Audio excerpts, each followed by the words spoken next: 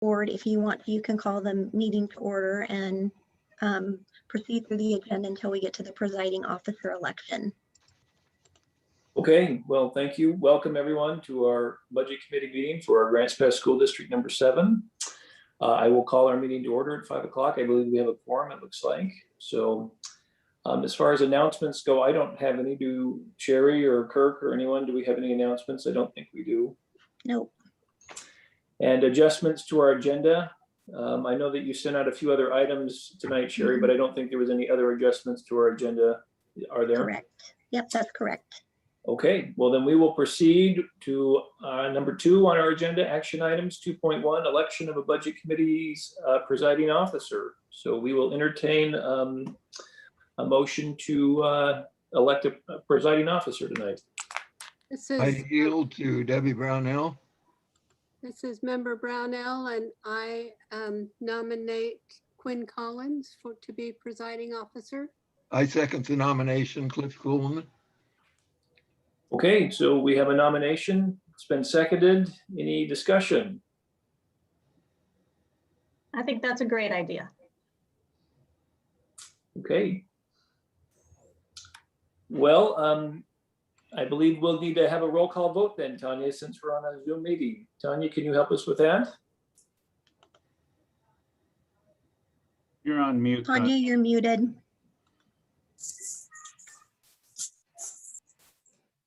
Who do I roll call everybody that's in attendance or just the budget committee members?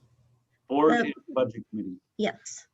Okay, so I think I have everybody. So budget committee member Carrie Bassett, Yes. budget committee member Vicky Macy, Yes. budget committee member Susan Jenkins, Yes. budget committee member Jeff Cox, You got a thumbs up from Jeff. budget committee member Officer Juliet Long, Yes. haven't seen Gary on here yet, so I'm going to switch to member Coleman, board member Coleman, Yes. board member Brownell, Yes. board member Durbin, Yes. board chair Nelson, Yes. and I haven't seen Brian yet. Tanya, Brian, and Gary both came in. Okay, Gary is still connecting to audio, it looks like. okay, board member De La Grange, Yes.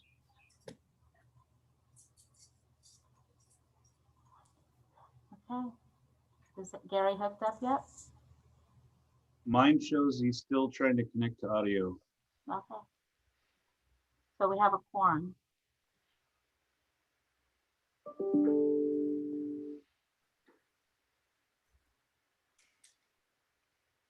So Quinn, I think you would take over at this point as the presiding officer. As long as you agree to steer me in the right direction, Sherry. Wonderful. Thank you so much. So I believe first order of business would be to ask if a budget committee member would make a motion to adopt Robert's Rules of Order. Is that correct, Sherry? Yep, that is correct. Do we have a motion? This is board member Nelson. I make a motion to accept Robert's Rules of Order. And I'll second that, Susan Jenkins. All right, all those in favor? Aye. Aye. Those any in opposition?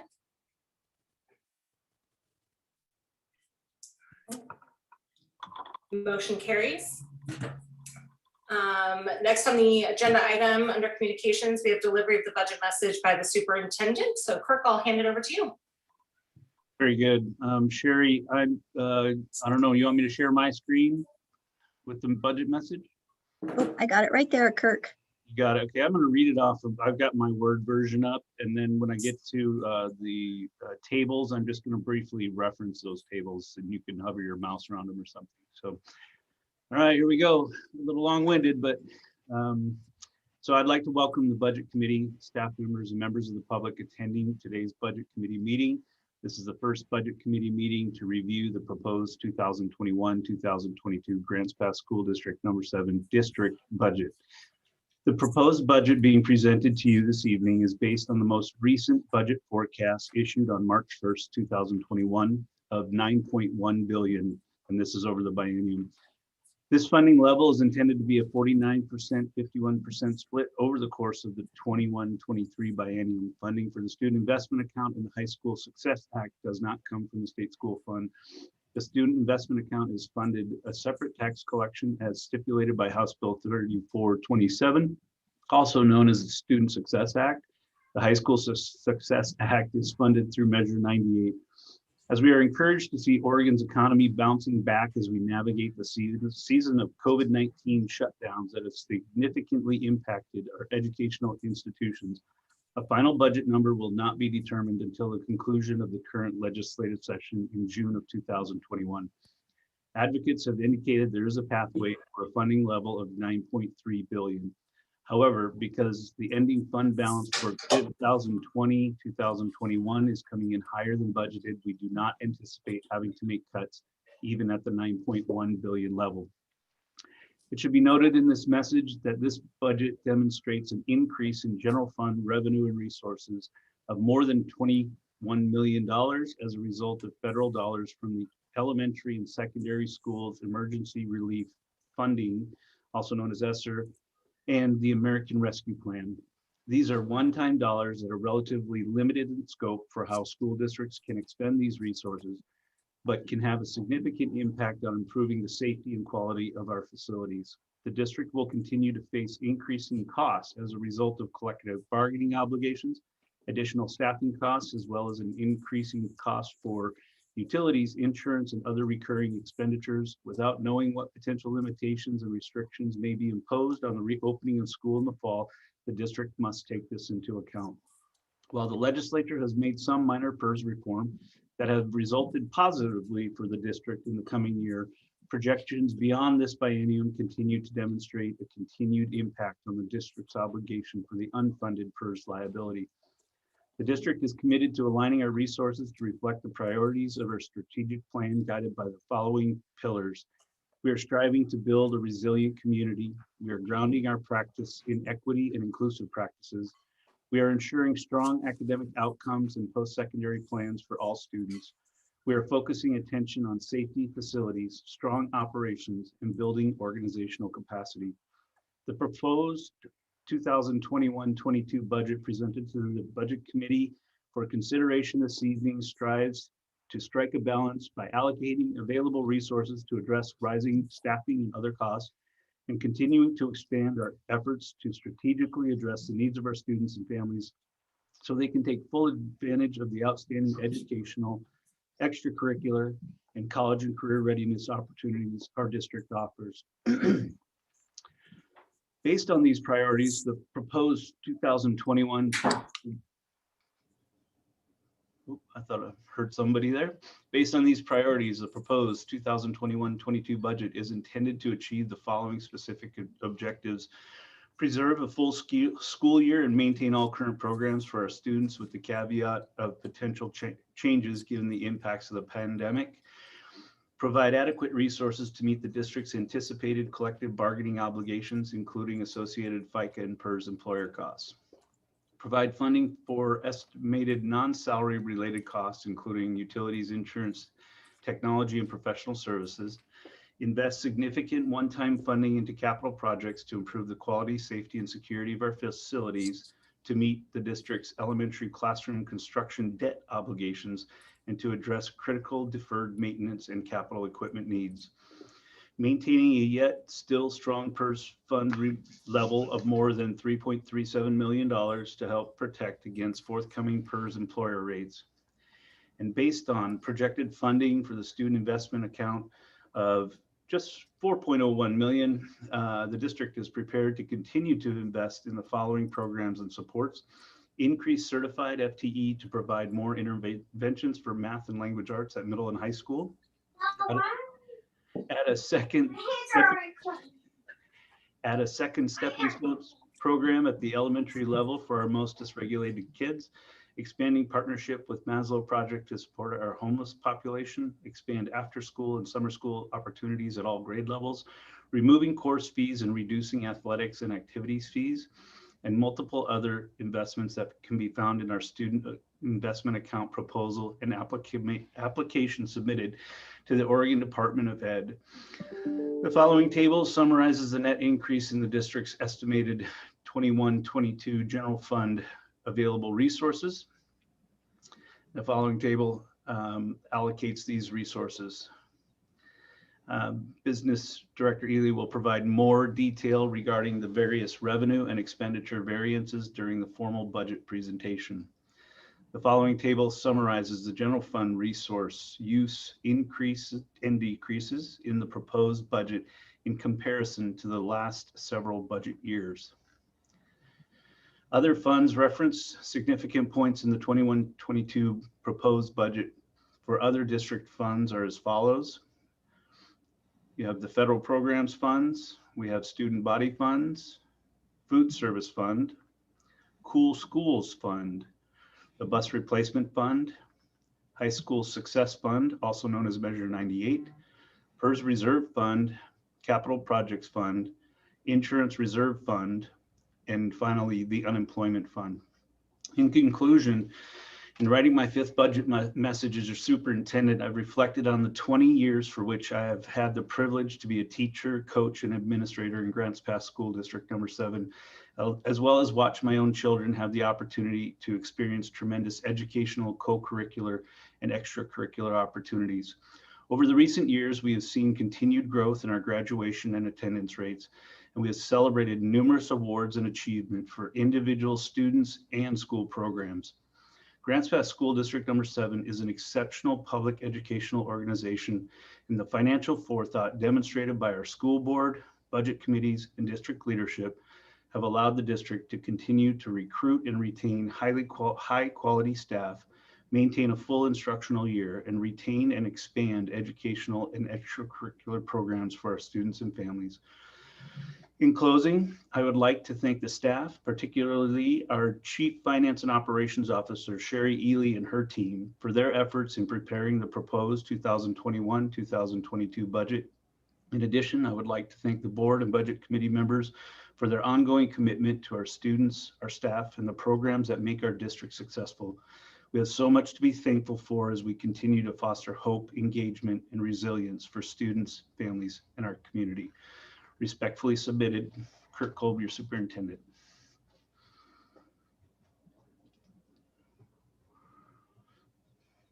Thank you, Superintendent Kolb, for that message. Next, we have item 3.2, explanation of the method for communities to submit comments. Is that you, Sherry? Yes. If there is anyone out there in the community that does want to submit a comment during the presentation, if you could do that in the chat, we will have a couple of our directors that are monitoring the chat, and we will answer questions at the end of the presentation. And also for the budget and board, if you guys have questions as I'm going through my portion of the presentation, if you could put your questions in the chat, and then we can address those at the end as well. Wonderful. Thank you so much, Sherry. Moving on to item 4.1, review of the proposed 2021-22 budget document. Sherry? Yep, that's me. So I emailed you guys all a link to the budget, and I know a couple of you picked up a hard copy of the budget. The actual document is very similar to the documents that we've had in the past. The first section is basically all funds general information. It has those staff members that were involved in developing the budget. And then it gives an all funds picture of what our budget's going to look like. I did email you guys an amended all funds summary and an amended summary for capital projects. As I explained in my email, as I was putting my slides together, I realized that I had not put the allocation in for the possibility of a seismic grant at Redwood Elementary. And so I wanted to make sure that appropriation was there in the event that we do get that grant. We want to be able to spend the money, so needed the appropriation there. And so that adjusted the total budget a little bit over $2 million. And then the second section of the budget document is the general funds, that's Fund 100 and our Fund 150, which is our student body funds that are not the funds that the students have control of, but they are funds that are donated directly to the school that the principals have more control over, but it is outside of our general operating fund. The next section of the budget is all of our other funds. So our special revenue funds, our capital projects, debt service, the cool schools, the bus replacement fund, all of those are in that section. And then the final section of the budget is the budget detail for the general fund, where it goes through all of the line items for each of our locations. And so if you would like me to, Quinn, I can just go ahead and jump right into the PowerPoint presentation. Yes, thank you, Sherry. Yep.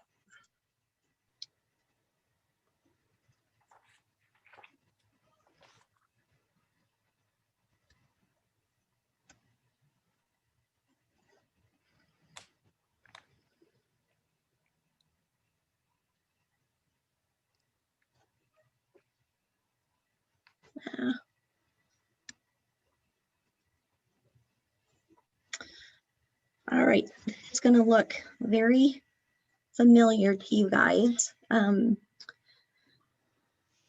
because this is similar to the presentation that I've given in the last few years. And so this first section, I just wanted to talk about our ending fund balance and then some of those COVID relief funds that we're getting, and then what we're hearing through the legislature as far as funding for the biennium. Because we have been in kind of a modified hybrid CDL, we've kind of done everything this year as far as how we've been able to educate our kids. And so our ending fund balance has come in higher than what we usually anticipate, over $2 million higher. Oh, we got somebody else coming into the meeting. And so that is helping us as we prepare for the budget, and that kind of helps us with the revenue shortfall that we're seeing if the legislature stays on the 9.1 billion revenue amount for the biennium. We also have additional funding through the CARES Act and then also the American Rescue Plan. As we've mentioned before, the CARES Act funding, also known as ESSER 2, is about 6.5 million, and we've used, by the end of this school year, we'll probably have used about 500,000 of that. And then the American Rescue Plan is around 14.5, 14.6 million. So we'll talk about those in a little bit. And then the legislative update for the biennium, as Kirk mentioned in his message, the budget that we're building right now is on the 9.1 billion, which is the budget that we were presented with from ODE on their first estimate, which came out on March 1st. There's a possibility that the estimate will go up to either 9.3 or 9.4 billion. And so obviously that would be to our benefit, because that would be about just under 2 million additional if it goes up to the 9.3 billion level. So, but because of our ending fund balance coming in where it is at, as also as Kirk mentioned in his message, we're not looking at having to do any cuts for this budget because of that. That is definitely helping. The first thing that I wanted to talk about is the COVID relief money. And so I sent you guys all a document that explained what the allowable uses of those funds are. And so any activities that are authorized by ESEA, IDEA, and IDEA is the special ed law. Carl Perkins, which deals with a lot of career and technical ed, and McKinney-Vento, which is the legislation that allows us to provide services to our homeless students. Preparedness activities, and I thought it was interesting, in two different sections they talk about preparedness and activities and response. So I don't know if that was a typo on the part of somebody at the federal level, but they want us to remember to deal with preparedness and response. Providing resources for principals. ESSER allows for that. The American Rescue Plan does not have that same provision. Planning for long-term closures, providing additional technology, additional mental health services, providing summer learning options, Other activities to maintain continuity of services, which is kind of an open, an open format for what you can use the money for. Addressing learning loss, and then school facility repairs, particularly to reduce the risk of the virus spread. So those are the identified acceptable uses. And so I put together just some summary on the resources side. So you see ESSER 2 and the American Rescue Plan, and then I have indicated how much we will have used by the end of this year. Also, out of the American Rescue Plan, 2.9 million of that has to be dedicated toward learning loss. And that could be, again, that's could be a mixed bag of things that we could do to address learning loss. And we talked a little bit about that at the last meeting that we had. And so then that gives us a total balance that's not really allocated toward anything of 17.7 million. The other source of funding that we have is these summer school recovery funds. And so for K-8, they've allocated a total grant amount of 1.2 million. 942,000 of that is coming from the state. The district has to match 314,000 of that. For secondary, the state's contribution is 777,000, and the district's match to that would be 259,000. And then the child care grant is 635,000, and there's no match required for that. We can use any of the COVID relief funds to provide that district match also. And then the listing that you see on the right that's kind of in the purple shading, those are just ideas that we have talked about. None of these, like I said, none of these are carved in stone. These are just priorities that when we have talked to the principals and as a district office leadership team, where we felt some of the funds could be used were in these areas. And so at the last meeting, we talked about the outdoor covered play areas, which would provide additional space for us to have kids. They could be outside, so we could reduce the number of kids in the classroom by giving some opportunities outside in the covered play areas. We talked about the fields, upgrading the middle school fields to, possibly turf fields, and then having all weather tracks. Again, that provides us outdoor learning spaces for PE and other activities from the classroom that could be held out there. Right now, both of those fields are truly a safety hazard. We don't use them very much because there are so many potholes in them, and the drainage is so poor that if we have any kind of meets, we have to have those off-site. We usually have them at Grants Pass High School if it's a local meet for one of our schools, and it's not at one of the other county schools. And so, and I know I've mentioned this before, that is a pretty high priority for me, just because we have struggled and suffered with those fields for so long, and it would provide us so much more space outside if we were able to upgrade those fields. Another priority are the gender neutral bathrooms, and we've talked about that before, which we know with some of the current legislation that this is becoming a topic that we really do need to address, but also having unisex bathrooms like that, where any kid would have a private stall that they could go into, and then having the hand washing areas outside of that is also going to reduce bullying, which I think would be just a major improvement for us, because I'm sure you all remember from your time in school, it's amazing how much bullying happens in the bathroom. And so if we were able to do an upgrade like that, that would definitely help on a lot of fronts for our students. And then of course the HVAC projects, Redwood, and I believe it's Lincoln, because they were not identified as our older schools like Highland and Allendale and Riverside. We can use some of the ESSER funds to upgrade their systems to give us more control over the balancing of those units as well. And so those are just some of the ideas that we've thrown out for use of the ESSER funds. And those items, it's about 7.6 million. And so there's still a good chunk of money that's remaining out there that we can look at to do other things with. And when I get further into the actual budget presentation, you'll see that I have put that money into contingency. And so once we know for sure what our allocation is from the American Rescue Plan, because we haven't gotten official allocation, this is just an estimate. And once we know what our actual allocation for our state school fund is, that will help us to know exactly how much money we have and what we can plan for.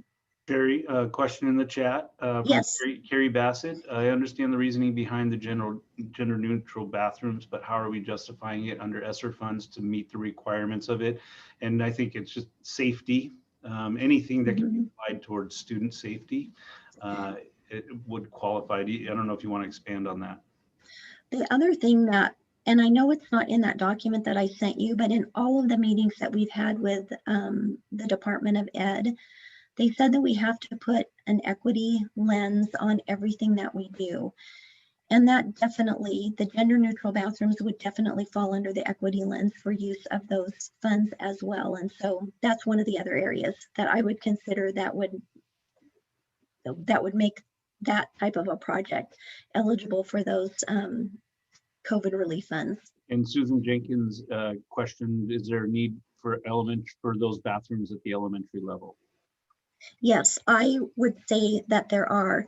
And I have a meeting on Monday of this next week. ZCS has been working on a plan, a conceptual plan of what that would look like at the middle schools and the high schools, and what the actual cost of those would be. The costs I have here are just simply estimates. And so once we know what the cost of it would be at the middle school level, then we can look at the possibility of doing that same thing at the elementary level, because I do agree. I think it would be a great benefit at our elementary schools as well.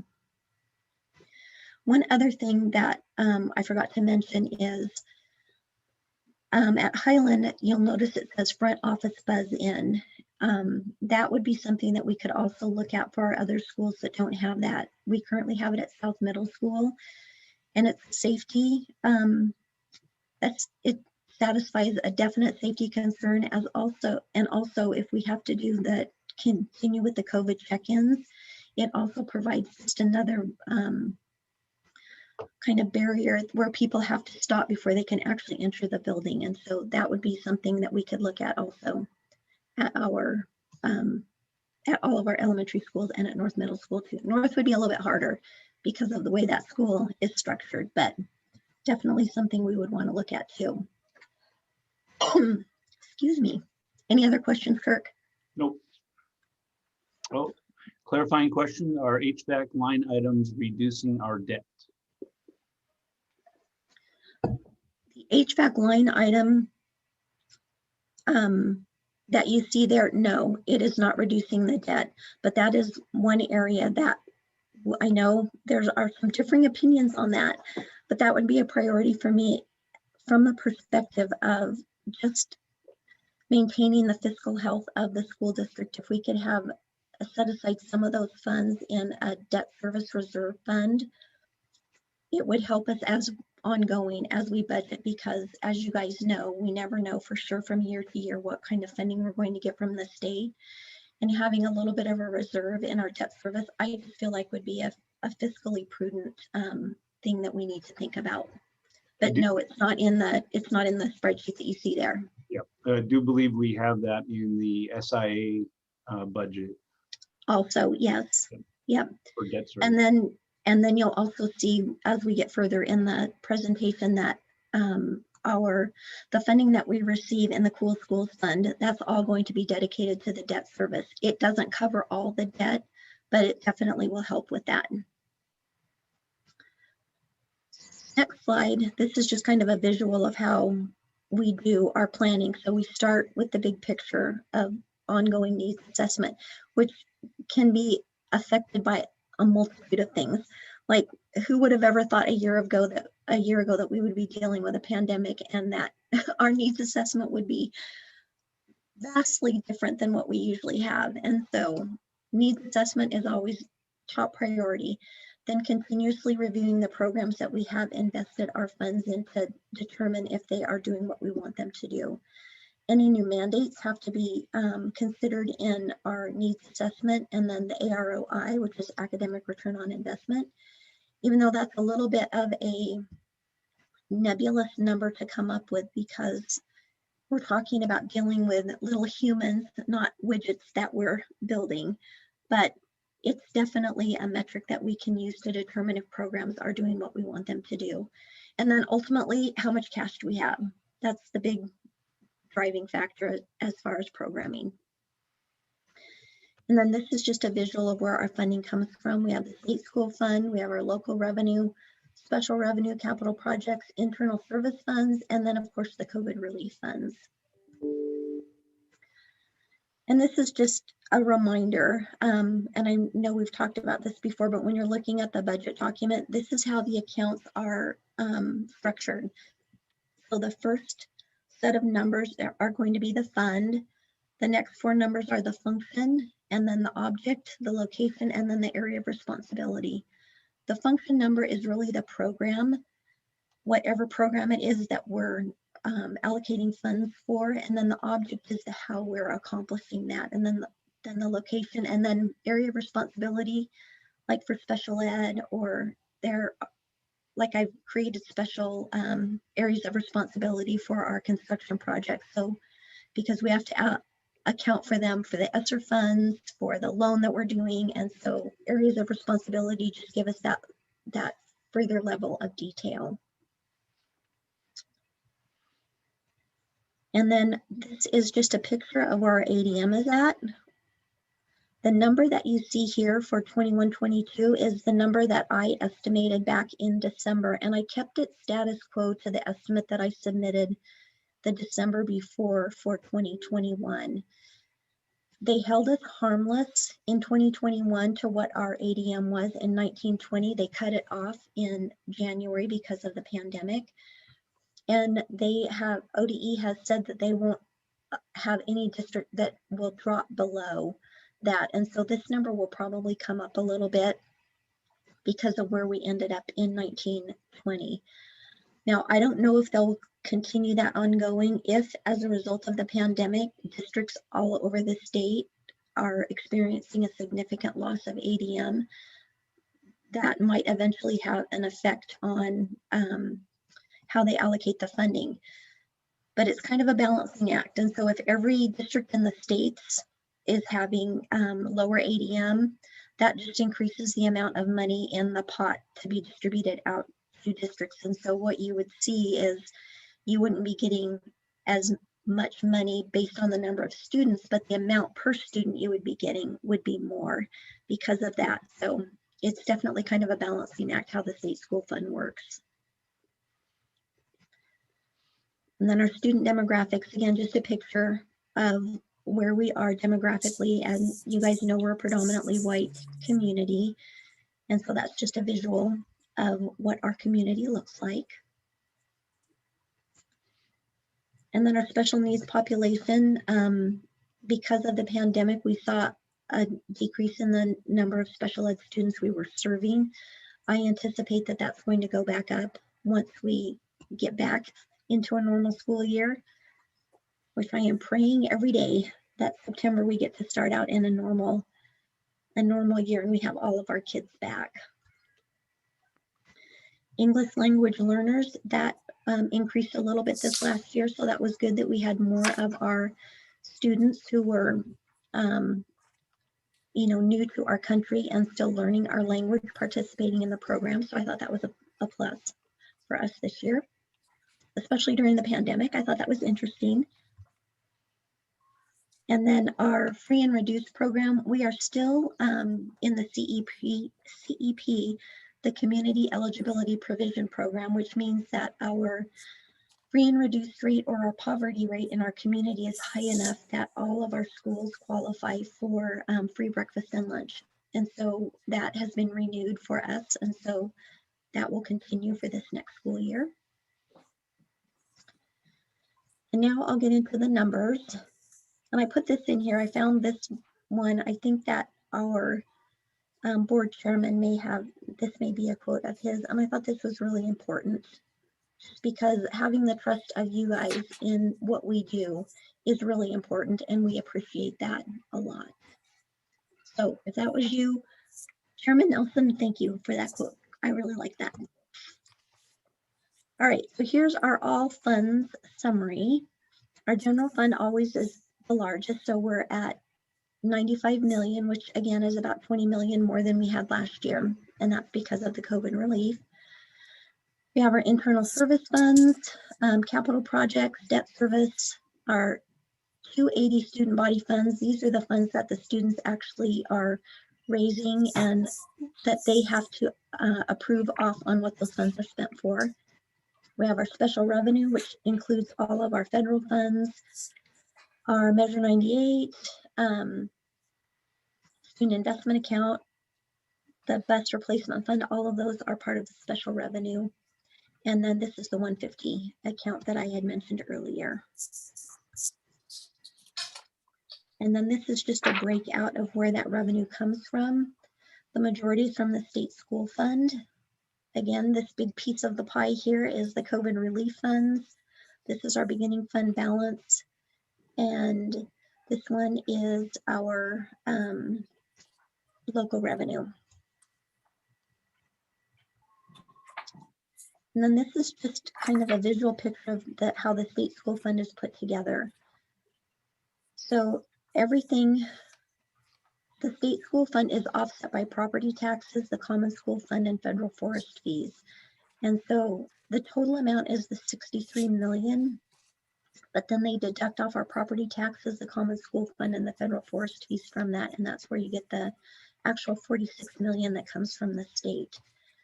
The transportation grant, this is where we get our reimbursement off of this. So we get a 70% reimbursement off of how much we spend in transportation expense each year. And then embedded in that is the depreciation for our buses. And that depreciation is what we move out of the general fund into the bus replacement fund so that we have a healthy fund that we can replace our buses with. And as I've mentioned before, by 2025, we have to have our bus fleet rolled over to all EPA approved fuel usage. And so we are well on track to do that. We are every year replacing some of our older buses with the new technology. Right now, they're being replaced with propane buses. We have looked at electric buses. And that's something that we will continue to keep our eye on as we go down the road. The infrastructure is super expensive and it just doesn't pencil out right now. And then the buses are way expensive. They're like 3 times more expensive than a regular, like a diesel bus or a propane bus. And so there are grant funds that become available that help with that. But right now it just has not been feasible for us to look at something like that. And also, I'm hoping that the technology gets better over time because right now, one of our buses wouldn't be able to make it to Portland if it was an electric bus. So it would have to have some place to stop along the way. And so that's another thing that we have to factor in when we're looking at these new technologies is just the feasibility of operations for that. And this just shows a picture, just a graphic picture of our state school fund formula. We're down about 900,000 for this school year on the state school fund because of the 9.1 billion and then the split between 49% the first year and 51% the second year. We talked about that at our last meeting.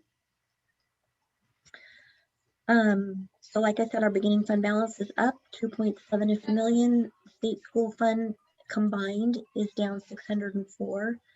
Other revenue is down 180, and this is predominantly the pay to play fees and the class fees that I took out of the budget because we are covering those through student investment account dollars. And then the big increase is the COVID relief funds for a total increase of 21 million. And then our non-formula revenue, there's just a variety of things that figure into that. The most substantial is our 1990 revenue, which is the other local sources. This is where like our big reimbursements come from. So the E-rate funding, which is the majority of the money that's in 1990 comes in there. Any reimbursements we get from our insurance companies, go into 1990. Any big ticket items like that are what goes into that 850,000.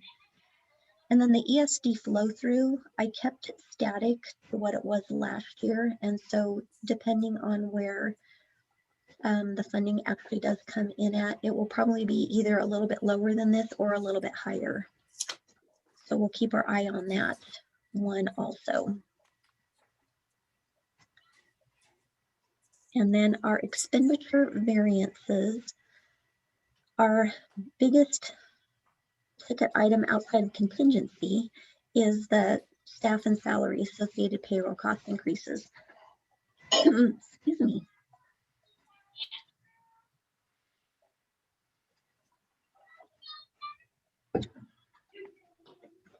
So the majority of the staff increases are for additional staff that we're bringing on. I'll show you that here in just a second. We have step increases that are in here. We're in bargaining right now, and so we don't have a COLA amount in here. But part of one of the provisions in bargaining is if you haven't completed your contract by the end of the school year, you have to go into what is called status quo. And so step has to be allowed as a status quo item. So I always budget for step. And then all other expenditure categories, I'll go through that here in just a second. And then contingency and transfers, like I mentioned before, this is all the COVID relief money, and then a little bit of money that I put in contingency for COLA, the possibility of COLA, and we always put about 700,000 in contingency just for emergency type purposes. And then our ending fund balance increase over budget last year is over what we budgeted is about 577,000 for a total of 21 million on that. And so was there a question or was that somebody's little one? I think it was. So these are our significant investments. We are allocating funding for 3 additional mental health staff that can help us predominantly at our elementary level. We have our behavior intervention specialists, but we are needing additional supports there, as you guys know, and especially with COVID, we've just seen such an impact on our kids across the board, K through 12.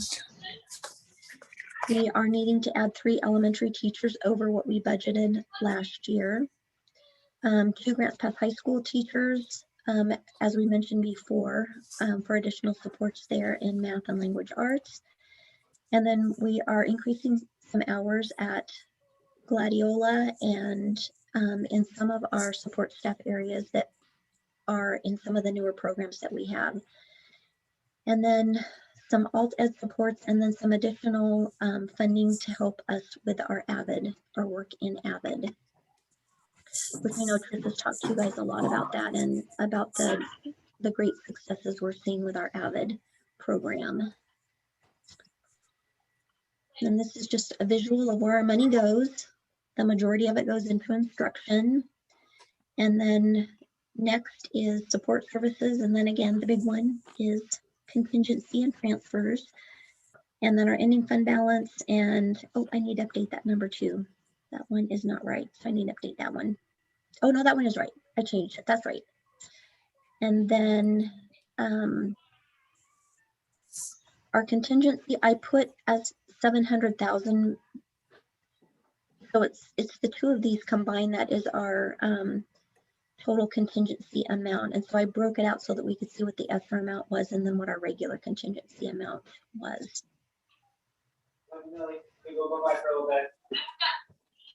And then this is just an object picture of where our money goes. The majority of our dollars are spent on personnel, as they should be. We are a service organization and we're serving lots of little people and some big people in our district. And so that about 81.5% goes toward staffing.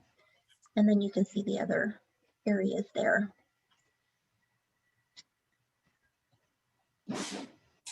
And then this is a summary of our usage variances. The big savings that we're seeing in payroll is the associated payroll costs because our PERS rate declined this year. And so that decline is a little over $1 million, which is also helping us with balancing our budget this year, having that reduction in PERS. That doesn't mean that the next biennium, it will not go up. It possibly could. It depends on the earnings of the PERS account. Right now, the PERS account has been doing well. And so hopefully, as our economy continues to be robust, that the PERS accounts will continue to do well. But that, at least for this current biennium, the 21-23 biennium, we'll have the lower rates, and then we'll have to see what happens in 23-25. And then the rest are just minor increases in some supplies and dues and fees and that kind of thing. Terry, I'm going to answer a question real quick. Juliet Long asked, do you feel that 3 mental health support positions is enough for the first post-COVID year?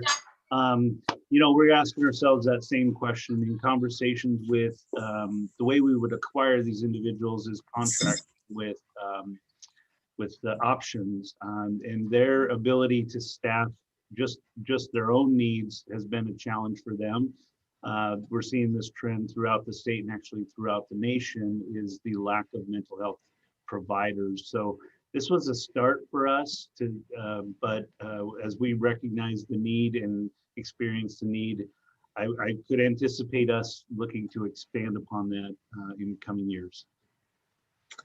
Can I add also in the budget that I'm showing you here, this is a student investment account. We're hoping to add some skills trainers and some additional support through options too. So Susan, I think I interrupted you. Was that you? It was. I was just going to add, we do feel like it is a balance, obviously, between the availability of staff to do the job. It's going to be a stretch, we think, partnering with options to maybe even get the 3. But at the same time, we do feel like that will really, we do feel like that's enough. Since it is a new area for us to have that kind of supported elementary, we don't want to overstaff, right? And we do have our full-time BISs, and along with the therapists, we're also going to have 3 skills trainers. So between all of those resources, we're feeling, we're actually, Todd and I today were talking, and we were kind of, we had a moment of happiness. We haven't had lots of moments of happiness in a while, but just thinking about that. So we really do feel confident that that is enough support. Obviously, we'll monitor and adjust going forward. Sorry, Sherry, I just wanted to add that a little bit. No, that was good. Thank you, Susan. I appreciate it. And the word was giddy, Susan. We were giddy. Like Yeah. this really been a long time coming, like 4 years of a journey, and Yeah, this needed to happen. And so we're excited to see what this is how this is really going to help kids who have been really struggling in addition to the pandemic. So. Yep. And then as you guys see on the screen, these are the different areas that we are going to be funding out of the student investment account, which Trish went through quite a bit of this at our last meeting. So I don't know if you guys have any questions about student investment account.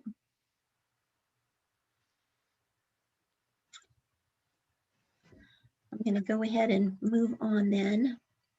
There's a question. I was slow on typing. Can I just ask it? Yes. And this is kind of coming out of order, I think, but today it was clear in my head that we've talked about ways of making things more financially equitable at the high school, but we didn't talk during those SIA discussions about the supply lists at the elementary level and whether that's a barrier. I know the teachers and the schools make sure everybody has their supplies, but I do wonder what that does to the parents or even the kids who can't afford to bring their own supplies. Mm-hmm. Sometimes those lists are quite long, as I remember from my own kids, years, and sometimes they seem rather specialized, and it really added up. And so I was just wondering, is that an early door that we close on some people as far as feeling totally welcome in our public schools? So just under the equity part, I loved that we were getting rid of fees at secondary, and then today I started thinking, what about those long supply lists from elementary? So I just wanted to throw that out there. Yep, I like that, Susan. That is a really good point to bring up and something that we can look at. too. There's no reason why, we couldn't have, and I don't know if it makes sense to have like a fund like we have at the high school where if kids can't afford the fee for whatever, we have a scholarship fund. If that's something that we should have, or should we just increase the supply budget so that the kids don't have to bring in so many supplies? Is that what you're thinking? Well, I think so, because then the families don't even have to admit, I was just thinking, how welcoming can we make it? And is this one roadblock that hits them in kindergarten sometimes, as far as feeling welcome and equal? So I think there are lots of ways. Both of your ideas are good ones. It would just be a matter of what would make people, how could we get rid of that idea? Nope, I think that's really great, Susan. I appreciate that. And Sherry, that's an amount that I could quantify real quickly for us, because more and more what teachers have been asking is just, they don't, not to buy the supplies, but just send in $10 or $15 or whatever that amount is. And then they get it all because they're buying in bulk and they hit the dollar sales and all that sort of thing. Plus, sometimes we're elementary teachers, we're a little bit controlling and we like things to be exactly the same. So there's that piece too. But because of that, I could pretty easily get an amount of what that would be. Okay, that would be great, Susan. Thank you. And I know there was supposed to be some savings working with the district warehouse if they can buy in bulk for some of these things, Okay, sorry if that got us off track. Sorry. Yep. Nope, that's good. Thank you. Another question in the chat, Carrie Bassett asks, are we looking to hire our own mental health people if options can't supply them? We talked about that a little bit, trying to look at what is the market prices. One of the challenges we ask ourselves is, we're not mental health professionals. How do we supervise and monitor those folks? If we're hiring them, we would need to evaluate them. So that would be new territory for us. We have hired people away from options actually at Grants Pass High School, and and they're basically licensed mental health professional under the guise of they're purely social, emotional, and true, genuine mental health counseling. So we have some experience in it. It may be possible that we have to grow that, and it also gives us a lot of control in that regard. But looking at market value, market, what are costs, what are true costs associated with that, and versus options hiring them. So we will study that more for sure, Carrie, if we're unable to initially not be able to support it through options. This is Member DeLagrange. Is this the time when we're supposed to be talking about any ideas we have for SIA funding? Yes. Okay. I just want to float out there the idea of using SIA funding to create an outdoor education coordinator position for the district. I wrote about it. They'd be responsible for organizing and coordinating outdoor educational activities for all the schools throughout the district. And I think this kind of position would be a great asset for the students, for the overall education, mental health, well-being, being outside, COVID mitigation, and it'd have a significant impact on the ability of the district to provide a more substantive and impactful outdoor education program to all grade levels. So I just wanted to float that out there and see if any budget committee members had any thoughts or opinions on that.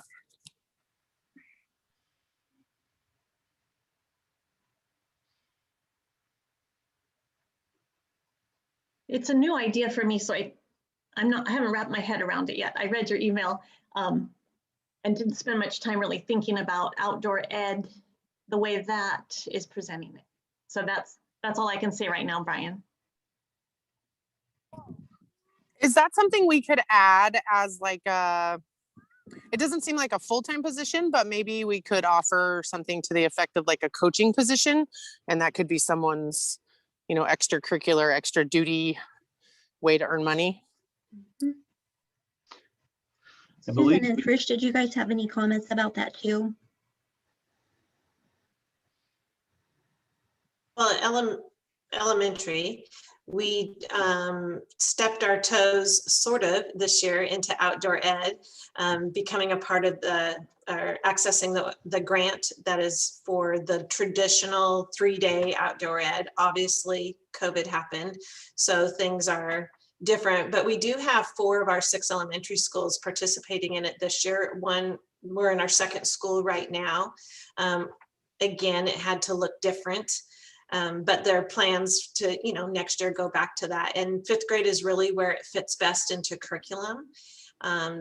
So we already have that piece in place for 5th grade. And then depending on the school, we partner with OSU Extension and have our gardens. Again, it's not at every school because it's not mandatory, it's a choice. So, but some of those schools have champions that really want to do that. And so we have little pieces of it where it best fits in with our curricular standards at elementary. One thing that we did too, and this kind of goes along with what Carrie was mentioning, we have a grant for, it's under Safe Routes to Schools, but it's actually, it provides funding for a coordinator, which we had hired a coordinator to do that. Jordan Werner was going to do it. And the program was actually bicycle safety, and we had the funding to purchase the bicycles, to purchase the vehicle to haul the bicycles, and have kind of an outdoor learning experience focused around how to navigate safely around your community, whether it was biking, on your scooter, your skateboard, walking, whatever. COVID kind of derailed that a little bit. And so we're hoping that as we come back around the corner that we can refresh that program. And Jordan, again, would be our coordinator of that piece of it. So I feel like we have kind of a few pieces of that. The idea of having an overall coordinator, somebody that oversees all of that, I think is definitely something that we should talk about. And is that worth investing the money in just to kind of pull all the pieces together? Maybe so. Yeah, just to follow that, I mean, how many students do we have? 6,000 odd students in the district. And I know I've had conversations with Kirk about outdoor ed in the past, and he has explained that, for the more involved outdoor education programs at the middle school level and the non-grade school levels, he simply has trouble getting teachers and staff on board to participate in those. So if we had a person that oversaw that for all grade levels throughout the district, put together curriculum, planned trips, made it a lot easier for staff to just kind of step in as more of a, not a chaperone role, but not a lead role. I think that would really alleviate the pressure on our existing staff to have to put together these programs. Thank you, Brian. A couple questions in the chat. One we can answer real quickly. What is hire a program manager position? This is a position in our technology department. Someone who could do high-level programming for us is very much needed, as well as oversee the department as we transition and build capacity to do all the work we're doing. And so we have hired for that position, and it is working out beautifully for the district. I would definitely emphasize that. We're seeing a lot get done that we previously could not get done. So a very good investment there. And then the next question is from Gary. How does outdoor school Measure 99 money get spent? And the way that gets spent is we apply for it, we propose, Trish, I'll let you chime in. We propose, here's what we're able to do, and then we request reimbursement for that. Trish? Well, COVID is a big variable that has caused all of the change. Susan just basically answered what we're doing with Measure $99 because we've shifted outdoor school from 6th grade to 5th grade. One of the issues with Measure 99 funds in outdoor school is it requires overnight stays or 3 consecutive days. And scheduling and staff staying overnight with middle school students. I mean, I'd have to get out all my notes to explain kind of what became the barriers at North and South Middle School. It was different for North Middle School. They have a long-standing outdoor ed program at 6th grade that they are not prepared to change or give up. So it's trying to attend to all the various needs that each school site has. But Susan basically answered how we're currently spending Measure $99.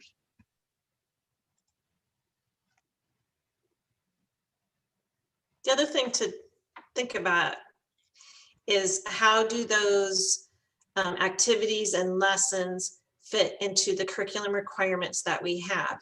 And we all know we do not have enough minutes to do all of the requirements.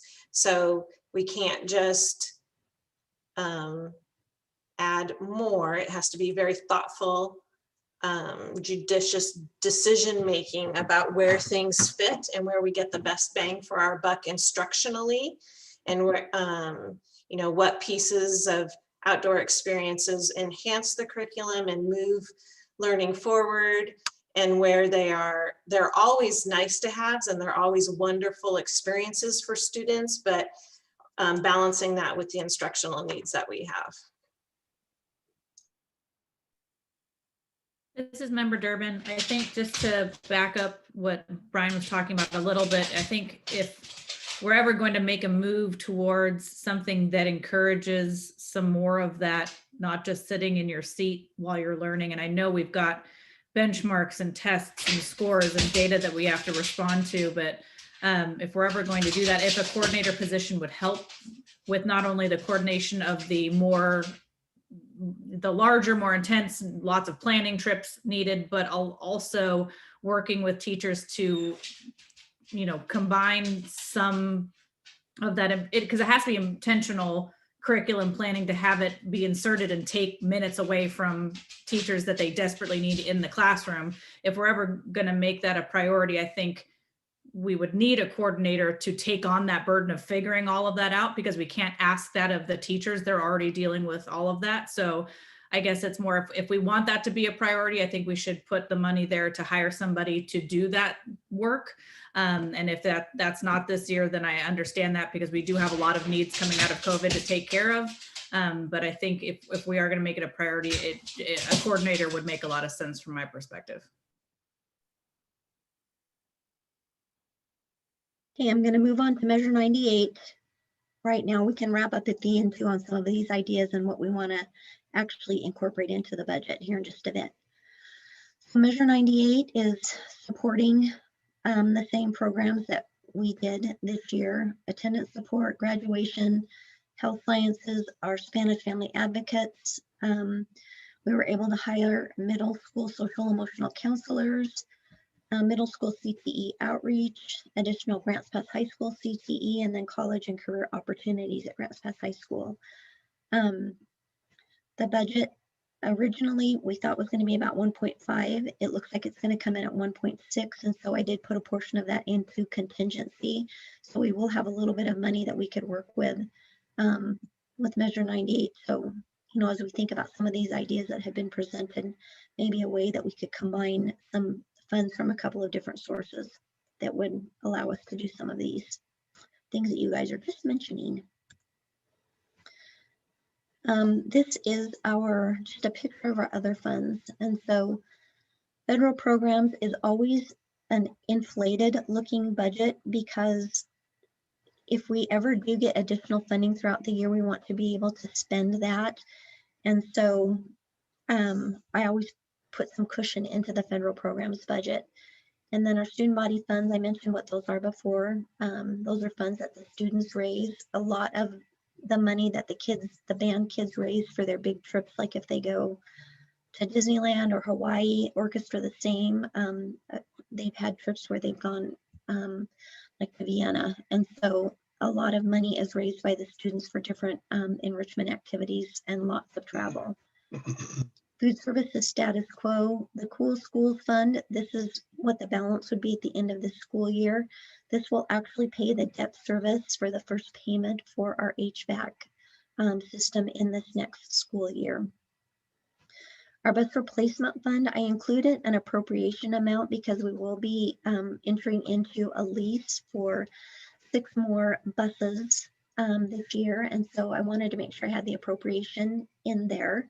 The auditors require that. Our student investment account, we already spoke about that in Measure 98, and Kirk mentioned the PERS reserve in his budget message. When you look at the budget, and you'll see that the PERS reserve has been allocated out over a variety of functions. I only do that because if some horrible catastrophe happened and for some reason we needed access to some cash, the PERS reserve is one place where we could have access to that. We have not had to use it.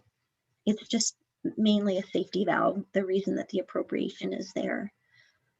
Our debt service fund, I have appropriated enough for the payment, and then also a transfer out of the general fund because I want to, as we can, continue to build the balance in that fund so that it helps us as we go down the road. Capital projects, I need to update this number. I sent you guys that correction. This is 20, I think it's 20,944,000. So I'll update that one. I updated it in the system, but I didn't update it here. Our insurance reserve, this is where we pay for any benefits that we're giving employees, like for their HRA or FSA accounts, goes into this fund. Both bargaining units have asked that they don't have that $50 that we were giving go into any of these funds. They want it to go strictly toward premiums. So this fund's getting smaller as the years go by. And then the unemployment fund, I've collapsed that fund out this year and put that back into the general fund, just because there was really no point in having an extra fund when I'm just transferring the money out of the general fund to pay it every year. I can just pay it out of the general fund. So I'm leaving unemployment fund in the general fund. And the 46 million is our total for other funds. And then this is just a picture of how much we'll be spending or potentially spending out of capital projects. I have another slide here that I'll show you that has some of the specific projects in it. I've included in Allendale, Highland, Lincoln, and well, Allendale, Highland, and Riverside have the HVAC money in there, as do North and South. Redwood and Lincoln are the seismic dollars, and I did put a little bit of money in here for Redwood too if we have to do the roof that is not covered by seismic. I put it into capital projects because we have to deal with that at some point. And so then just some minor things, a covered parking area for our mini buses because we've had to do some changes on the transportation at the transportation department. And right now our mini buses are not under the cover, and so when the folks have to go out there and get them pre-tripped, they're out in the weather. And so if we could do a covered area for them. And then a portion of mine and James' salary is charged to the capital projects fund also. And then I allocate the money all out into the fund so that we don't have an ending fund balance that we have to contend with. And then over here is just our revenue sources. Interest is not significant. I always put in a placeholder for private donations in the event that we get something major donated from someone. I want to have the appropriation to handle that. Construction excise tax hovers right around the 250 mark, maybe 230 to 250, 260. I've included the transfer from the general fund, and then the seismic grant, and then the loan proceeds, and that's the funds that are going into our capital projects fund this year. And this just shows all of the different capital projects and how they're being funded. So Highland, we have just a little bit that we're, just a small project that we're doing, and I'm just going to do that out of the general fund. This is food service equipment. It's upgrading the salad bar area at the high school. And then we have our seismic allocation, and then our HVAC allocations. I put the Redwood 500,000 under the HVAC because if we have enough left out of the loan for the HVAC, that was one of the things that was included in the presentation that we could do, and so I included that there. These are the items out of our regular capital projects. I put 150,000 in under the district office to do an assessment of our solar capabilities. That was one thing that member De La Grange had asked, that we allocate some funding towards solar. I don't believe that having somebody come in to do an assessment for us is going to be 150,000, but I wanted to put enough out there so that we could provide some good attention to that project, because I agree with him. There's some value in there if we can find some good spaces in the district where solar makes sense. I think that's definitely something as an ongoing savings measure that would be good for the district to do. And then out of the ESSER funds, I have, as I mentioned before, we have the fields at North and South that are in there. These I have not actually budgeted. These are in the contingency in the general fund. So all of those things that I talked about in the beginning are in contingency. And so whatever it is that we decide that we want to do, we'll just make an appropriation transfer out of contingency to whatever line item is appropriate for whatever item that we end up choosing to do. And so this is just the value of those items that I mentioned at the beginning of the presentation. And so, like I said, they're not carved in stone, definitely open for discussion and determination of what we want to actually accomplish over this next year. And then our Cool Schools Fund, we actually were able to do the LED lighting project during the school year. It has been great. It has really improved the quality of lighting in our classrooms so much that we had some complaints from teachers that the lights were way too bright. And so we had to put some diffusers on a few of the lights. You can adjust the wattage of the lights, and they did as much of that as they could. And there were just a couple of classrooms that we ended up putting the little diffusers over a bit. That project is almost done. We have a little bit more that we need to do at the Performing Arts Center, some stage lighting that needs to be done. And so that was included in the HVAC budget as well, the LED HVAC budget. And then, like I mentioned, the remaining dollars that are in the Cool Schools Fund will go to service the debt on that major project. And this I just put in here because I don't want us to forget that the district doesn't just sit on our hands when it comes to trying to find funding for all of these different projects. We go for as much grants and creative ways that we can use any kind of resources that are out there. And so, and this is a personal thing for me because I work so hard at trying to find money to do the different projects. I don't want us to lose sight of that we aren't just sitting here doing nothing. We really do work hard trying to find money to do lots of things. So I think that's my last slide. So thank you guys all. I really appreciate all of you. And so if we want to have a discussion now about what the next direction is that you guys would like to go with this, are there things that you would like us to add into the budget that are not there? Are there things that you'd like us to change? Do you want to give us some marching orders and have another meeting next week? Or like I sent you guys an email and I said we have set aside next Thursday for another meeting if we weren't able to complete our work today. And if you're just super unhappy with everything that we've got here and we need to go back and do a ton of work, we have until the end of June that we have to adopt the budget by the last board meeting in June. And so I am going to leave it up to you guys now to discuss, tell me what you want us to do, what you want us to change, where you want us. I am at your pleasure at this point. Very question in the chat. Comment, Casey, thank you. That's funny. Gary, the floor is yours. Susan asks, Sherry, would you review the role of the budget committee compared to the board and admin in the budgeting process? So the board's job is to determine the goals for the district. And so that's why we spent a couple of meetings going over those those pillars. Those are the things that the board have identified that are important. And then we showed, you know, how last year's budget aligned with those pillars. And then the last meeting, or the email that I sent you guys had the pillar alignment for this proposed budget. The budget committee's role is to determine, are we spending our money in alignment with what the board's priorities are?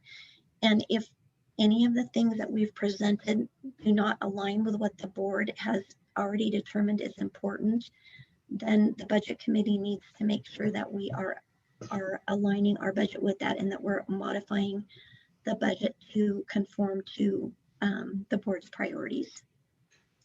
And then admin's role in that is we bring the recommendations to the board. We keep the board updated on the condition of the district and those areas that we are seeing as challenges and that we feel that we need help with.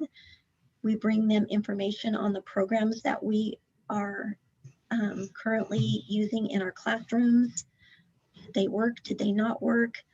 You know, issues in the community like the equity, inclusion, and diversity, that's been a big one. And so aligning our budget so that we can put more resources toward those type of things. Those are the things that we work on our end. And so, you know, we're doing the work of putting those dollars to those budget items, and then we present those to the budget committee for your oversight to ensure that we have actually done what the board has asked us to do as far as their priorities for the district. Thank you. Carrie Bass. Oh, sorry, no, go ahead. Carrie Bassett asked, man, I'm keeping up. Is there a consideration for the new tracks and football fields at the middle schools within the ideas of building new schools in the future? You know, in combination with new schools in the future, obviously that takes a significant amount of funding, including bond. Carrie, correct me if I'm wrong, but we did not provide we didn't exhaust that contingency level with ideas that there's still more funds in that contingency, and that could be a consideration that could be utilized in that contingency. Is that correct? So the contingency for doing the fields, is that what you're asking? Yeah. So Sherry, I think my question more is about, so if we put the fields, we spend the money, we choose to spend the money to do the fields and the track, which I think is a great idea, where they are now. And then in, you know, are we thinking about the future when we make that decision in the idea that, you know, we just recently asked the community for a bond to build new middle schools, which I believe, if I'm remembering correctly, would be almost in that exact same spot. We're gonna spend money on a track and a football field. So I just want to make sure we're thinking about that, because if that's really a logical place to put those things, and then we spend that money and then unspend it, right? We undo it or whatever in 2 years or 3 years if we're lucky enough. So for North Middle School, we would not be putting a facility down where the track is now. And so that for sure would be the right place to do the upgrades for the track at North Middle School where it is now. At South Middle School, we talked about a lot of options. Putting a building where the track is now is not feasible at all.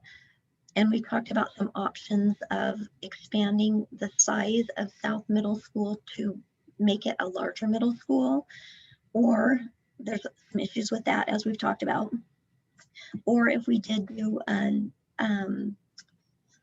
new middle school at the Redwood area, South Middle School one of the options would be for that to become an alternative ed school. And so we could still use that track for a lot of things. It could be an overflow for the high school. It could be an overflow for the middle schools, and also for the elementary schools, and any, you know, things that we are working on with our alt ed population too. So it would, you know, it would depend on what the board and the committee at the point that we go out for a bond again decided to do with South Middle School. If we talked about even turning South Middle School into another elementary school, there are a lot of options that we could do with South Middle School. I didn't see any of them that would see us leveling that area where the track is now. Not that that couldn't be an option of something, Well, but that totally answers my question, Sherry. Thank you. yeah. Can you clarify the plan using CARES and ESSER funds to reduce debt? Have we invested in this budget to reduce debt? I think Sherry had mentioned that would be some of her preference. Again, the contingency is not fully allocated at this point. Is that fair? Right. Yes, that is correct, Kirk. If I had my preference, yes, as I mentioned earlier, I would put some of that money aside into a debt service fund. That is not part of this budget. It's all of the ESSER money is in the contingency, and so we can put that money to whatever of those projects that the committee and administration feels are to the best benefit of the district at this time. And I think that aligns with Gary's statement. I was unable to figure out if we are reducing the $15 million loan for air quality upgrades. I do not think we should do that. Gary? No. Okay. No, we're not doing that. I would not put like 5 million toward the loan.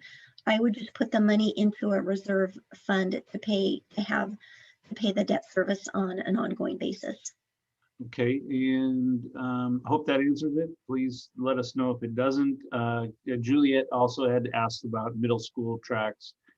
Is this budget or being considered? She would fully support this being budgeted. So I think we answered that one. If we didn't, Juliet, let us know. Carrie, is there room for us to have more meetings in the future if there are new ideas around the ESSER funds? Yes.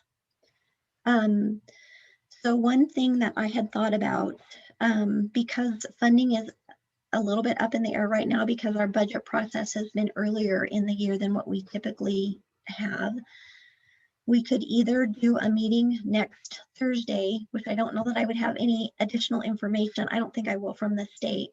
Or we could wait and do a meeting like the first part of June. We could do a meeting. I'm looking at my calendar.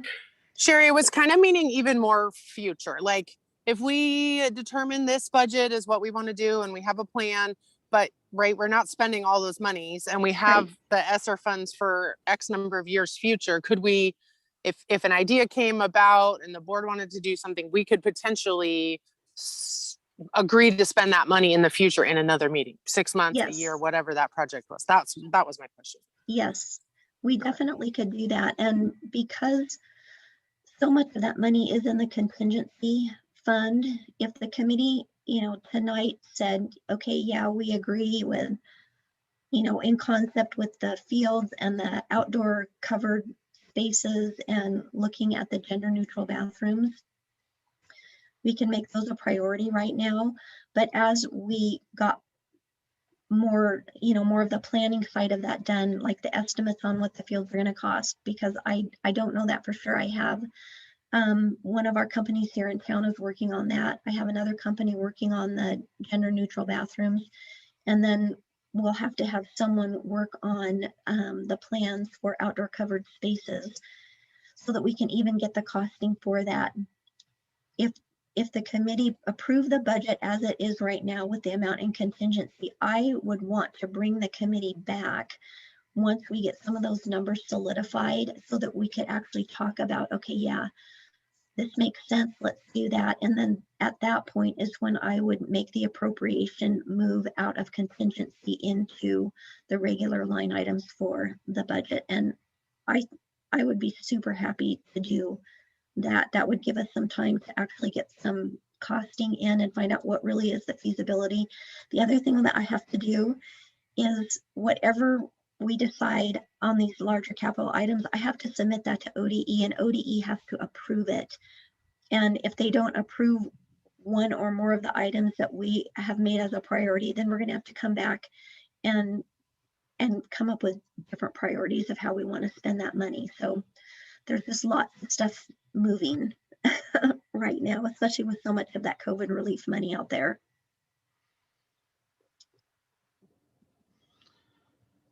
Let's see, I agree.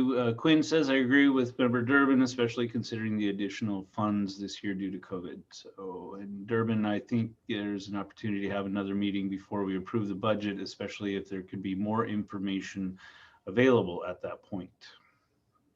And Quinn made an agreement, a statement in agreement.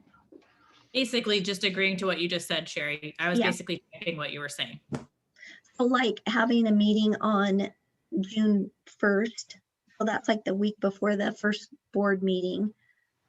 Or we could do June 3rd, that's the Thursday, since we've been doing Thursday meetings, we could do a June 3rd meeting, because I should have more confirmation from ODE about what our state school fund should be, as well as what our actual American Rescue Plan allocation is going to be. I should have both of those by then. That would be great. Okay.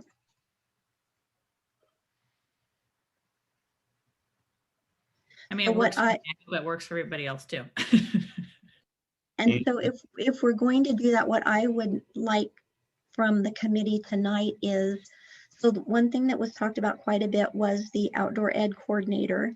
If that really is a priority for the group, then I'll work that into the budget and I'll show you where that is.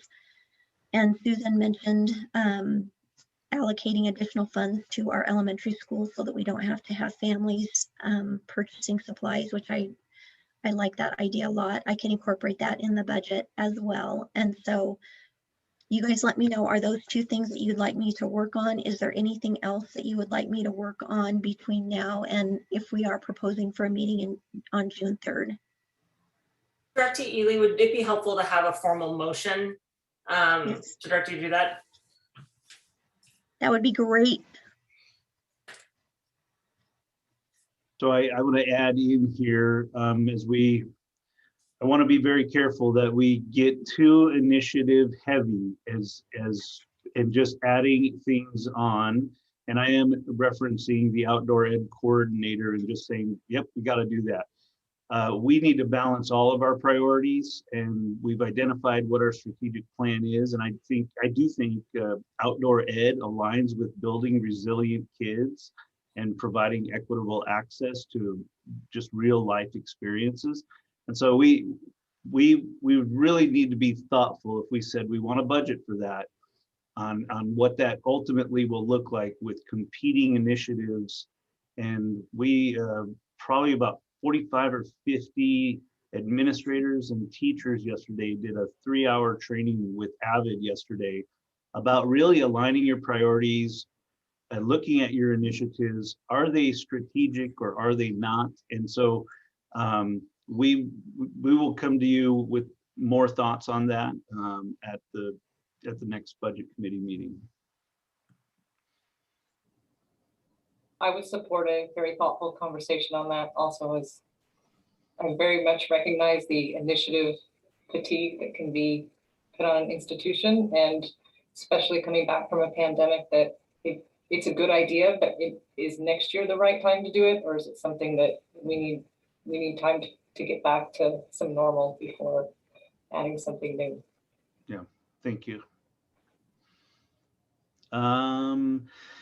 There are 2 requests for the next meeting to be in person. We will see if we can pull that off because this is a public meeting and needs to be open to the public. Do we have the technology or do we have the space? I believe we might be able to utilize the Commons as a space. I'll work with Director Ely on that to make sure that is doable, and therefore allowing the public to physically attend if they would like to.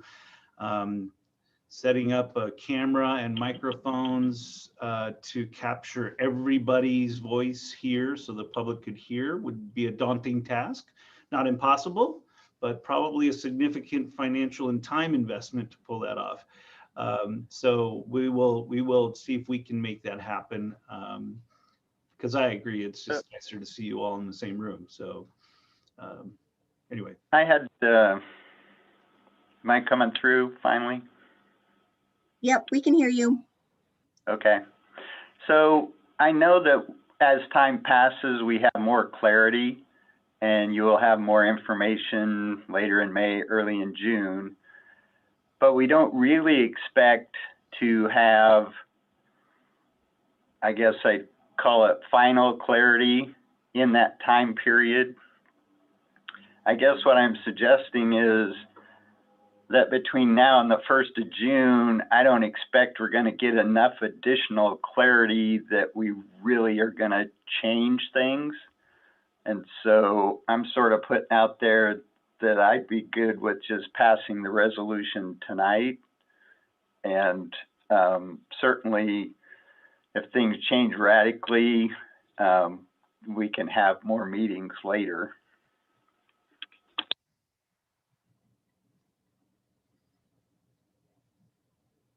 This is Scott Nelson. I agree with that. I mean, I'm really happy with the work that Sherry's done. I appreciate the time and effort and how it aligns with the things that we as a board have stated. And so, I mean, I would like to see the fields get done. I like everything that we talked about tonight. So I'm in agreement with Gary. I think I'm happy with what we're doing, and I'm ready to vote whenever everybody else is. This is Member DeLaGrange. I'm going to go ahead and dissent from Board Chair and Gary. I've got a whole list of things here that I haven't gone over yet. I was hoping this meeting was going to be in person. Quite frankly, it's felt like this meeting has kind of felt like sand slipping through my fingers. It's just gone so fast. I didn't have a chance to review the slideshow ahead of time. I still have a lot of questions in here that haven't been answered. And if I have a lot of questions, certainly other members have questions too. So I don't see the need to necessarily rush this and finish it up tonight if it's not too much of a hurdle to have another meeting next month. Brian, would you be willing to share what your questions and concerns are? Because if we don't know that ahead of the next meeting, I don't think you're going to feel satisfied with what that meeting brings to you. So yeah, I'm happy to hear your questions and concerns. Sure. Yeah, I have questions and comments. I think the gender neutral bathrooms, I think we pretty much all agree that that is like a no-brainer. That just needs to happen. So that sounds like a slam dunk. I did have a question about the HVAC at I think it was Lincoln and Parkside. You referred to needing to have more control over the balancing of those units, and I was just I'm still not totally clear what the impetus is for those projects. So that actually came from Gary Richardson, wanting to have all of our HVAC systems to be of the same caliber as what the new systems are going to be. And to do that, we would have to do some additional work at Lincoln and Redwood to make those systems so that we could monitor and manage them for the same sort of air quality that we're going to be able to in the schools that we're doing, like at Allendale, Highland, Riverside North and South. And so that's what that line item was for. Okay, so those would be improving the air quality in the classrooms of those schools? Yes. Okay, great. And then for the covered outdoor areas at all of the schools, when I totaled all that up, it's $1.6 million for covered areas. And I know, I've seen a couple small covered areas, like there's one at Highland, and I think there's one at Parkside that I've seen. They're pretty small. I would just maybe like to get a little bit clearer idea of what the district is thinking for that. Are they thinking larger areas? Are they thinking multiple small areas? Maybe, just a little bit more information before we decide to spend $1.6 million on that. We would definitely be looking at a larger area so that if it's a rainy day and the kids wanted to play like basketball outside, they would have a significant covered area to do that. Lincoln has a pretty nice larger covered area. And so we would be looking to do something like that at each of the elementary schools. I don't know if you've seen any of the schools up north, but a lot of them have the large areas that come off the main building. And so the kids can come right outside and have a place where they can either, and it's not like ideal for shooting hoops, but the little elementary kids can, it gives them a little bit of a place where they can do that, where they can, play wall ball or have an area where they can just sit outside and have a covered place that they can eat. And so that would be the intent behind the covered areas. At North, I would love it if we could cover the area where the picnic tables are right now, because that gives us additional space that the kids can come outside to eat their lunch where they're not getting rained on the whole time and they're not being squashed underneath the 2 breezeways that they have there. And then, something like that at South over, I was thinking about off the one end that's closest to the field, or we'd probably have to look at a couple of spots where we could do something like that at South. But just to give all of our schools someplace where kids can come outside on a rainy day and have a covered area where they're not just getting drenched when they're outside trying to get some fresh air and some activity. I see. Okay, that's much more clear. Would these covered areas be used for classes or more just for like recreation?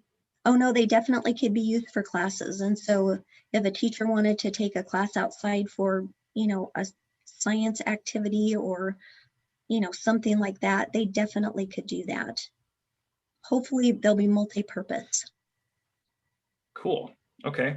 And then I had a question. You referenced the electric buses, and I understand that those are probably still cost prohibitive at this point. As time goes on, they become more cost effective. So I'm just wondering how in depth we've looked at that. Have we looked at studies and have actual hard numbers to show that how close it is to cost effective? I'm curious how much we've looked into it. We've done a lot of work on that. The transportation supervisor that we had prior to Jeremy, he actually did quite a bit. He was working with multiple organizations on that project. And so, we were several $100,000 away from being able to have the infrastructure here to accommodate the buses and the funds available to even purchase one bus. So yes, we have looked at that and looked at, the range of the buses. How far can one of the buses go before it has to be, pulled over and plugged in again? I know there's other technologies that, if you're needing to transfer over from the electricity to another means of fueling, I know those options are out there too. Just none of them pencil out for us at this time. I can't give you exact numbers, Brian. I wasn't prepared for that right at this moment, but I could share with you what we have, the work that our other transportation supervisor had done on that. Yeah, that'd be great. And I think the, electric bus technology, obviously, those aren't the buses you're going to be taking to Portland. Those are the buses that are going to be running the regular routes in town where you can bring it back to a charger. So I don't know if we need to try to get over the hurdle of taking them on long distance trips, but I would love to see that info. Thank you. Yep. And then I think this may have already been provided, or maybe a draft copy was provided, but you shared a kind of a summary list of the capital projects by site, just there near the tail end of the presentation. And I was wondering if we could get a copy, and maybe it's already been sent out and I can't find it, but if we could get an itemized list again. Yeah, I can do that. Yep. Okay, and then I got a few more. So for the 150,000 for the solar assessment, I don't know if we need to do that. I feel like we could probably, get a solar contractor or two to, maybe not out of the goodness of their heart, but definitely below the contracting threshold to give us a rough estimate of what capabilities we might have to do that without having to fork out $150,000 for it. So I would hope that maybe we could do something like that and put that money towards potential installation. I agree, Brian. I don't think it'll be that much. I totally agree with you on that. Okay. I'm gonna be the dissenting voice as far as the middle school fields go. I agree that those fields are in disrepair and they have not seen proper maintenance for a very long time. The tracks and the fields within the track have not been properly maintained and upkept. If they were properly maintained and upkept, I don't think we would need to spend the money to put turf fields there.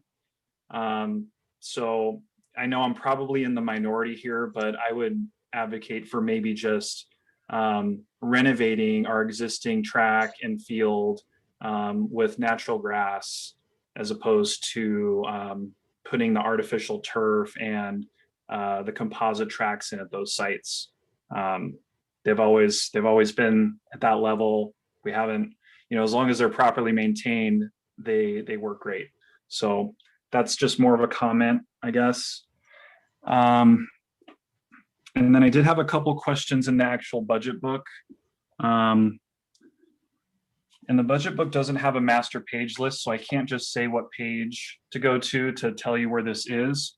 But under fund summary revenue by source, there's two line items. There's a private donations line item, and then there's a private contributions line item. And I was wondering, first of all, what is why is there, those seem really similar. So what's the difference between those two lines? And you're right, they probably should just be the same. The private donations is one that we've used with our 150 funds and also with our general fund. The private contributions is what we've used in our Fund 415 for any, like I put that placeholder in there for if somebody donates a big chunk of money for us.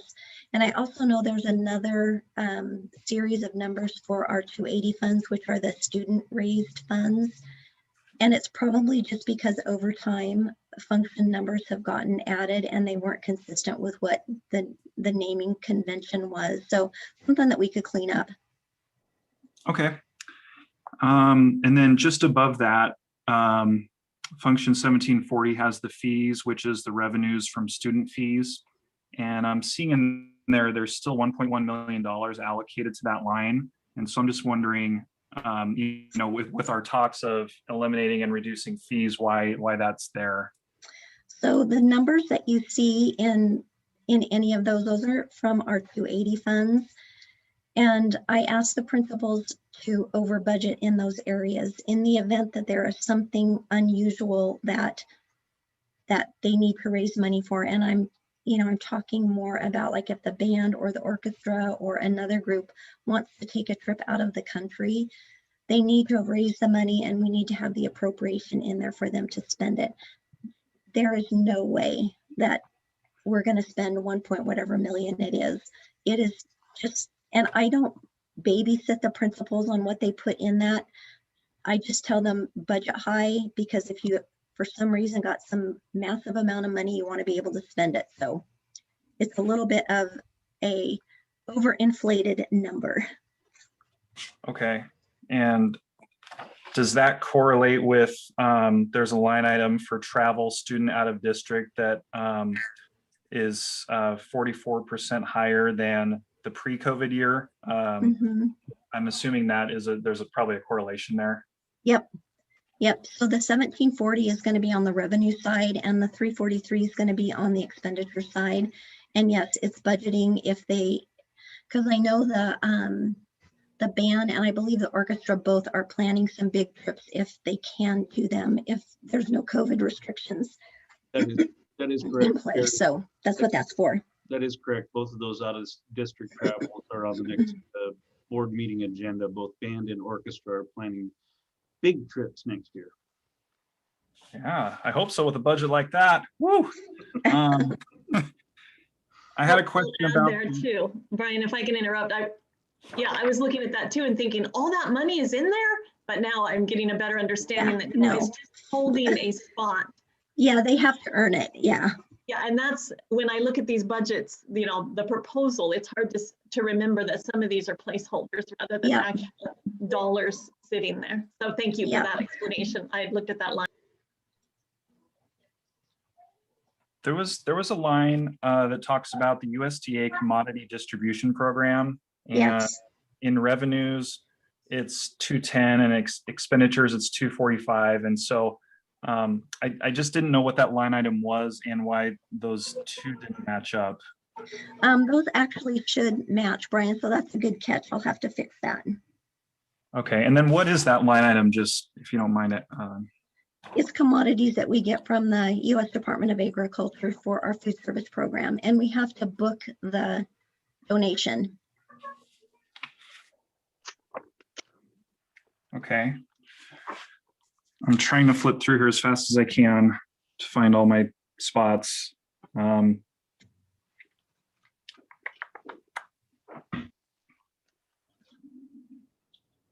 Just a point of note on expenditures between we have our line item for students with disabilities at 8.5 million. And then right above that, we have our line item for the talented and gifted program at 50,000. So I just thought that was an interesting juxtaposition there with the amount of funds allocated to each of those sides of the spectrum. Just something of note to share. Gosh, I'm gonna just stop there because I feel like I'm taking over the meeting. So I'll just stop there for now. Thanks. Thanks, Brian. Quick comments. Students with disabilities is a significant amount of funding that has eaten up a lot of budget over the years because of legal requirements for the huge range of services that we're obligated to provide those kids. And then whereas talented and gifted is a much smaller budget, that because the requirements are very different, they're delivered by mostly the classroom teachers. They're delivered by differentiated classes such as AP and stuff like that. So yeah, they're going to look remarkably different when you look at the number of students we have in special education compared to the number of TAG students. Yeah, thank you. I just remembered one other thing I wanted to mention, and it's with regards to, in that email, I had another point. And in the email, I specifically referenced looking at some sort of pump track type facilities at the middle schools. But I think the bigger picture maybe is looking at the transition from elementary to middle school and, you know, the, I don't know, recreation opportunities that are available to students at the middle school level, because you go from elementary where there's playgrounds and other things, and you know, you get to middle school and either play basketball or you just talk to people. So I think there's an opportunity at the middle schools to provide a little bit more of a transition towards high school with recess style activities. And that was just one example in that email that I think that students would really, really enjoy. Thanks, Brian. I did check with our liability carrier on the pump track idea because I don't ever want to, you know, not give time for anybody's ideas because I appreciate them all. Our liability carrier would not allow us to install pump tracks just because of all of the claims that they see coming in from skate parks and like motocross tracks and that kind of thing. But one idea I did have, since you are on the city council also, the city could look at doing that and provide some additional opportunities for our kids out there too. Just an idea.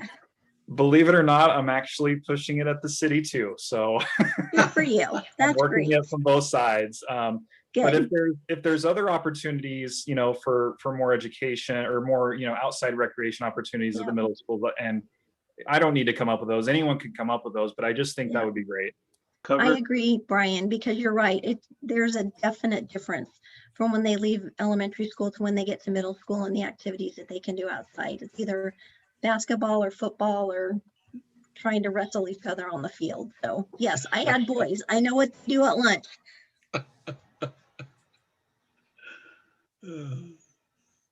Thank you. And that'll only get you in trouble, Sherry, right? Yes. Yeah, there has to be those things that don't get you in trouble. What are those options at middle school? They must exist. Yes, and then mom and dad suffer too because then they have to deal with it.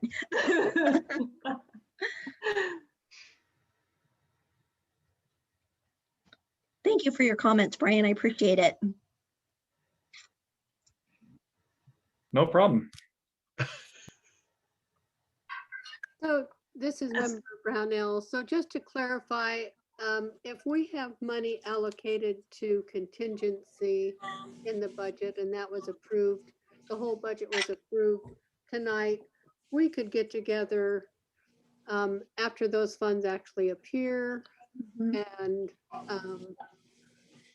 some of these other options could be looked at more closely, and we could meet even in August, couldn't we, to really look at how to budget those funds.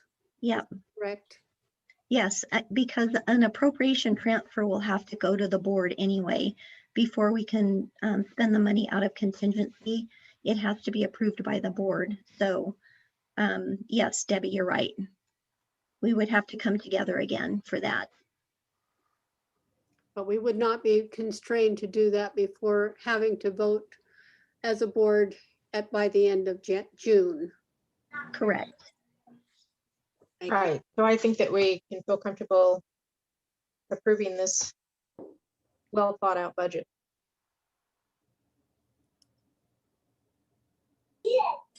And Sherry, I just wanted to make sure from your point of view, would you prefer one more meeting when more details are talked about, or are you comfortable at this point? I am totally comfortable at this point. I just want to make sure that you guys are all comfortable too, because I know the processes that we have to go through once we have that amount of money in contingency and determining how we are going to spend that.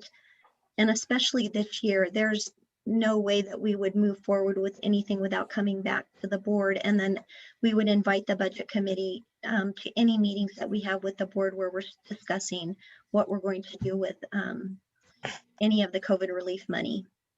There are so many variables with the huge number of projects we have planned, what the actual costs are going to be, the timing of all these projects and sequencing, that this all isn't just going to happen as soon as we pass the budget. And so it really is going to be a process of back and forth with the board, reprioritizing based on actuals, total revenue available.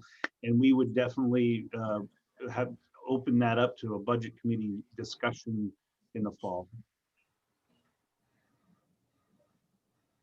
Director Ely, regarding process, looking at item 5.3, would the committee first need to determine whether or not there was a need for additional meetings before entertaining a motion approving the budget, or could the committee entertain a motion approving the budget prior to that? What would be your recommended order for those items? If the committee is comfortable approving the budget as it's presented, whoever makes the motion could make a motion that they approve the budget as presented, with the caveat that when there's clarity on the American Rescue Plan funding as well as the state school funding, that the district would bring the budget committee back at a board meeting. And then that way it's memorialized that we will bring you guys back for another meeting to talk about that. Thank you for that clarification, Director Ely. Yep. Before moving on to additional agenda items, are there any additional comments under agenda item 5.2? Comments speaking to any specific agenda item?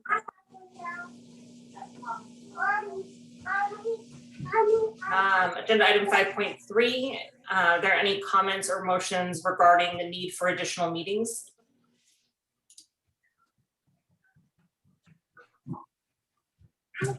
Okay, moving on to agenda item 6.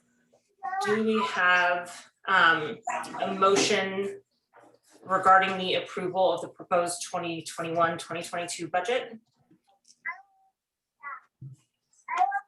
I move to approve the proposed 2021-22 budget. Can we amend? I second that, but I would want that comment that Sherry talked about bringing the budget committee back once we have more numbers on the contingency funds. I make a motion to approve the original motion to include the coming back for the second meeting after we have the extra funds. Somebody can write that really better than that. I second that. Director Ely, could you do me a big favor? I got a little bit lost in the motions. Could you please chime in about where we're at with which motions? I apologize. So I think we have a motion to approve the proposed 21-22 budget with the understanding that when we have clarity on the American Rescue Plan funds as well as the state school fund, we will bring the budget committee back when we review that with the board. I agree. Thank you for that clarification, Director Ely. Do we have any further discussion? All those in favor of the motion? Aye. Aye. Aye. Aye. Aye. Any in opposition? What? Member Adi LaGrange in opposition. Yeah. Thank you, Brian. With that, Director Ely, I believe the motion passes or motion carries. Thank you.